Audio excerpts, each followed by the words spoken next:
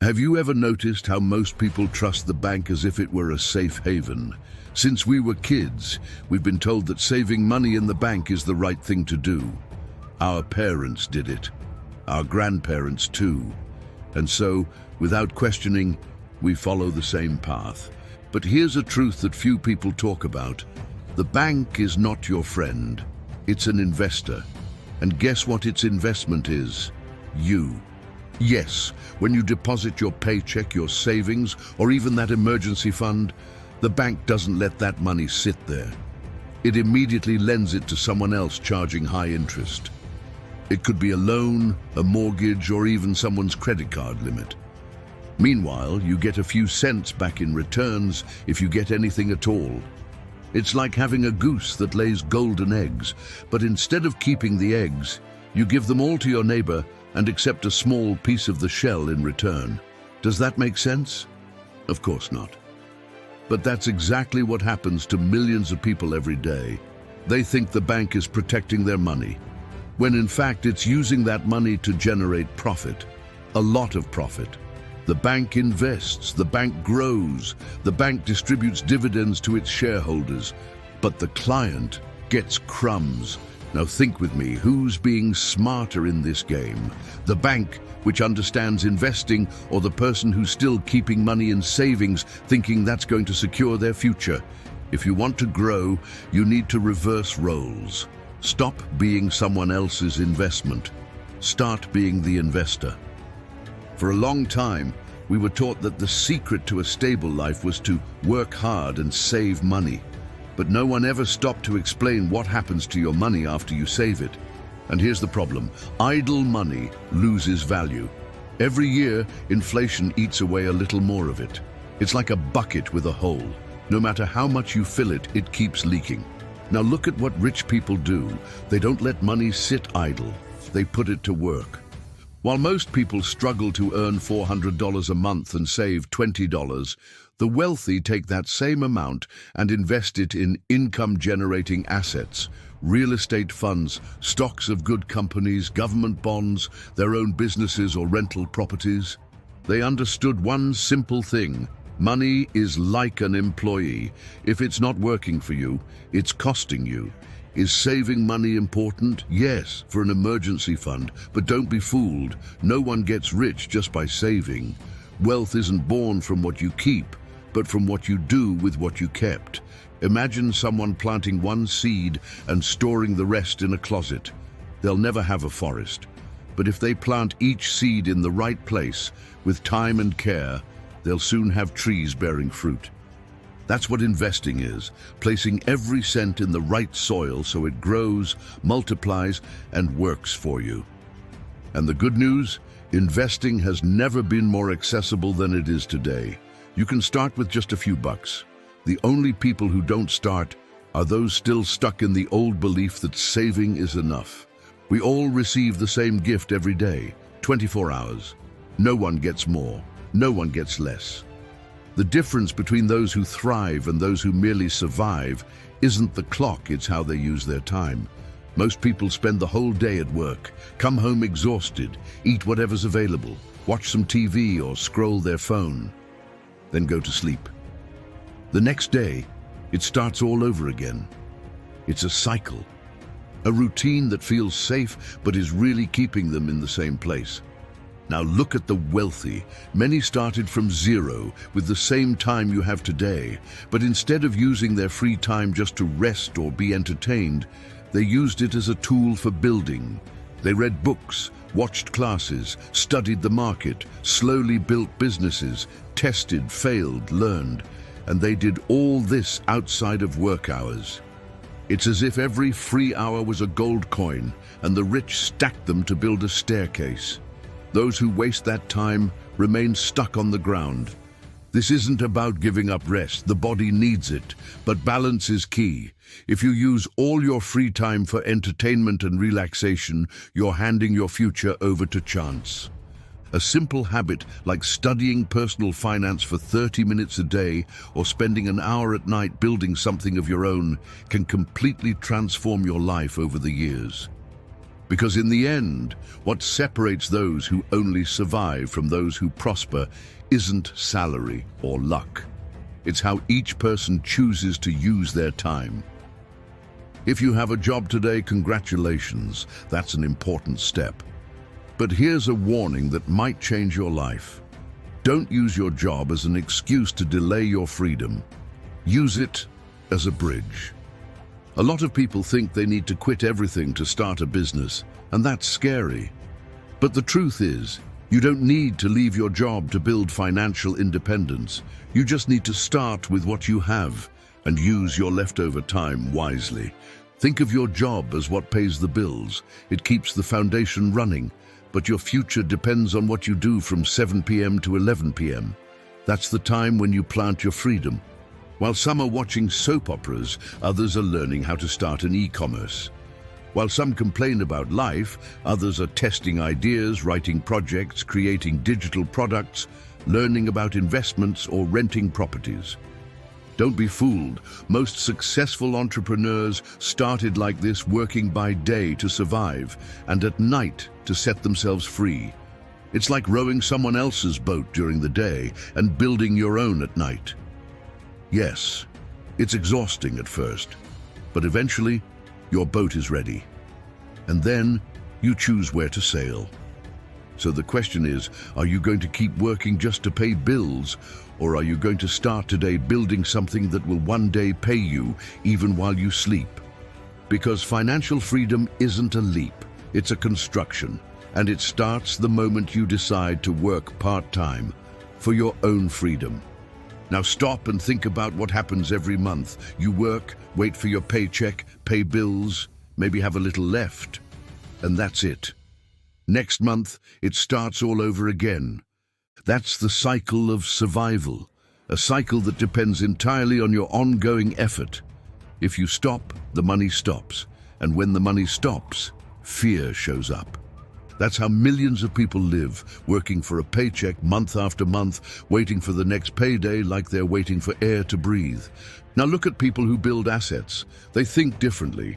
Instead of working for money all the time, they build income streams that work for them. A rented property, a business that sells even while the owner is sleeping, an investment fund that pays dividends, a channel that generates ad revenue, an ebook that keeps selling years after it was published. These are assets. They don't sleep. They don't ask for days off. And best of all, they don't require your presence to function. Is salary important? Yes, it sustains you while you build something bigger. The mistake is depending on it forever. It's like having a bucket of water and needing to go fetch more every time it runs out. But what if instead you built a faucet that flows on its own every day? Salary thinks about today. Assets think about tomorrow. A salary keeps you busy. Assets give you choices. Freedom isn't earning a lot. Freedom is not depending. So the question is, do you want to keep chasing money, or do you want to start making money chase you? Imagine entering a country where everyone speaks a different language. You don't understand anything, and because of that, you get lost, confused, and have to rely on others for everything. It's the same with money. It has its own language, and if you don't learn how to speak it, you'll always depend on others to survive. While many people talk about salary, payments, bills, debt, year-end bonuses, the wealthy are talking about assets, dividends, equity, leverage, cash flow, compound interest, and passive income.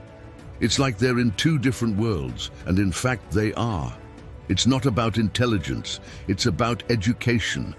And unfortunately, traditional schools never taught us this language. They taught us how to work for money, but never how to make money work for us. Those who don't understand the language of money end up making poor decisions, signing contracts they didn't fully read, accepting abusive interest rates, getting into unnecessary debt, investing in things they don't understand, and falling for promises of easy profit. But those who learn this language start to see the game behind the game.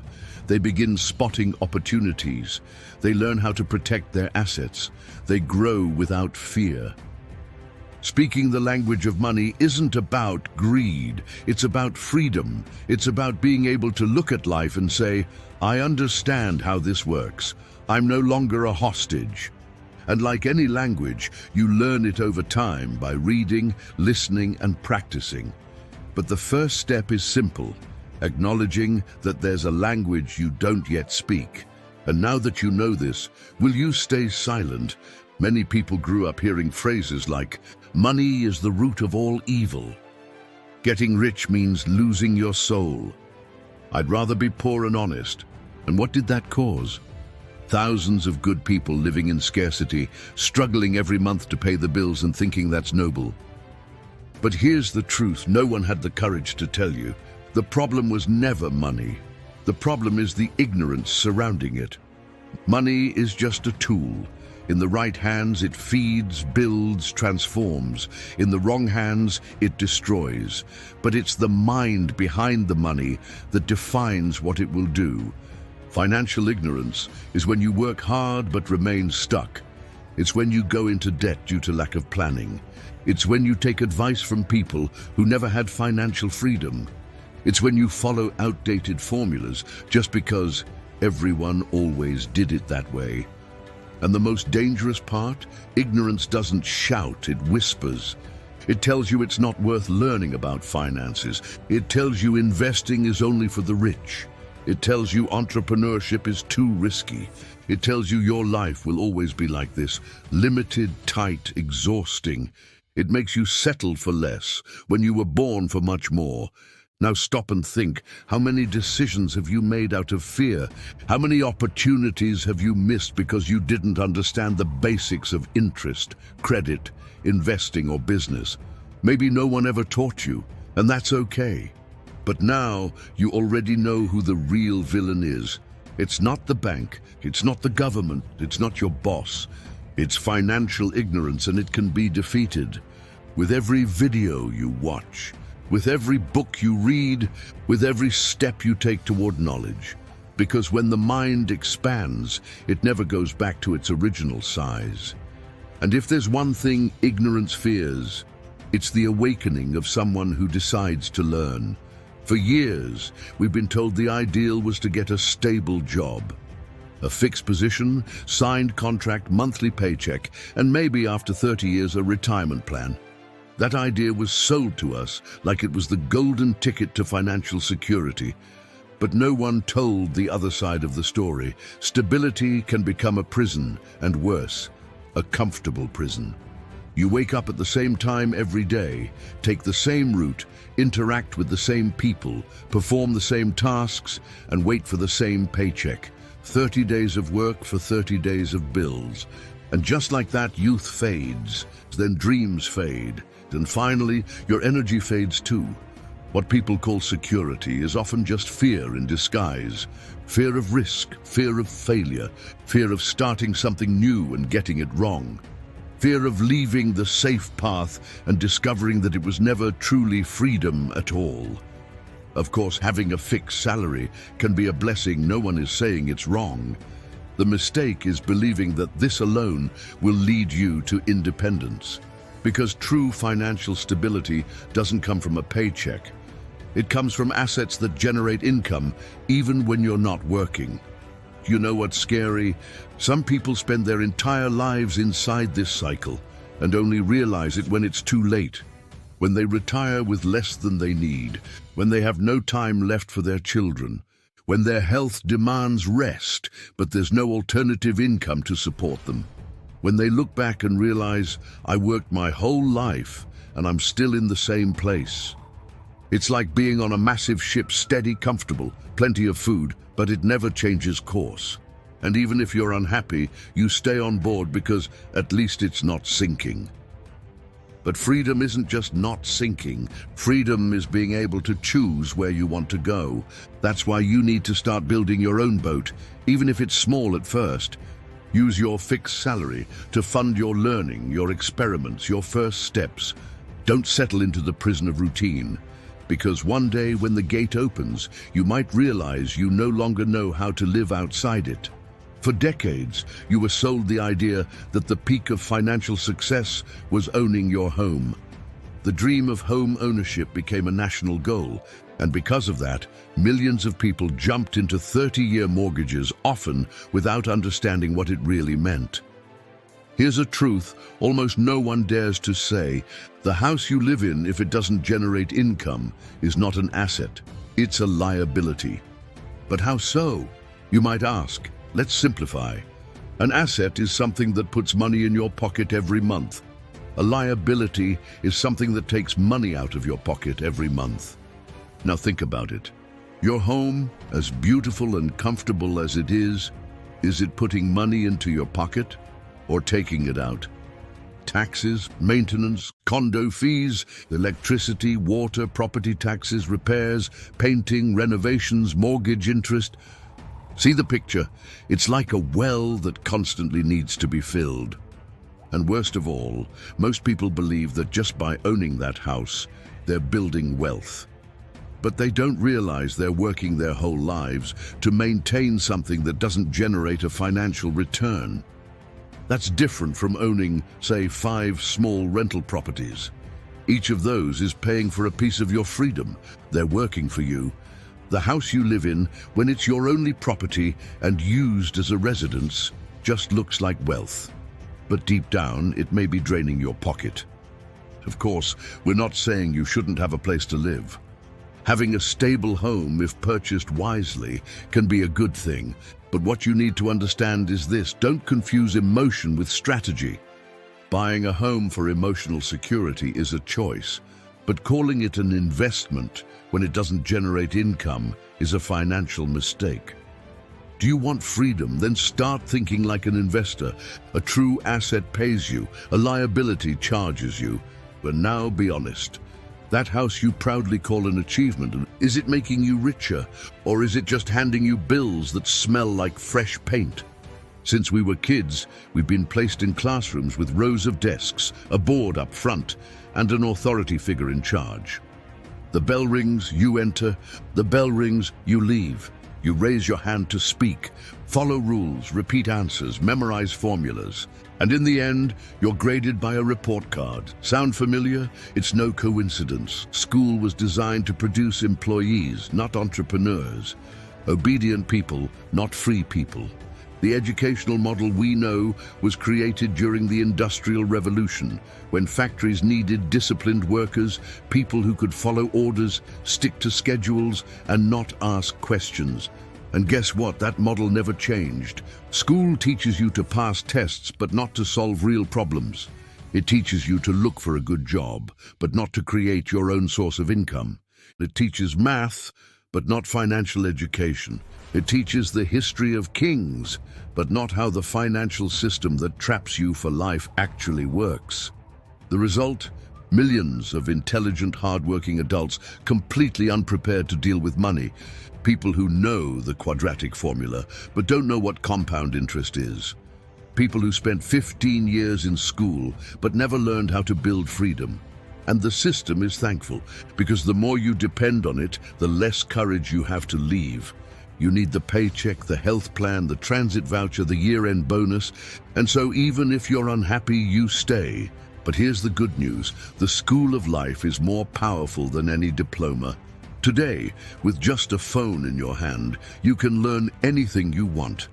Investments, entrepreneurship, digital marketing, passive income, real estate, funds, invisible assets.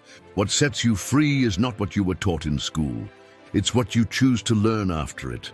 And now you know, the system wasn't designed to set you free. It was designed to shape you. If you want freedom, you'll have to study on your own and break the cycle. Because in the end, the only graduation that really matters is the one where you free yourself from dependence and begin writing your own path. Now that you've heard all this, you might be asking yourself, but why has no one ever told me this before? The answer is simple: because the system has no interest in waking you up. The truth was hidden behind diplomas, bills, and empty promises. They taught you to obey, to go with the flow, to work for a salary, pay bills, and believe that this was what life was about. But today, something has changed. Today, you've been given the key, and with this key, you can open the door of awareness, the door that separates those who merely survive from those who choose to live in freedom.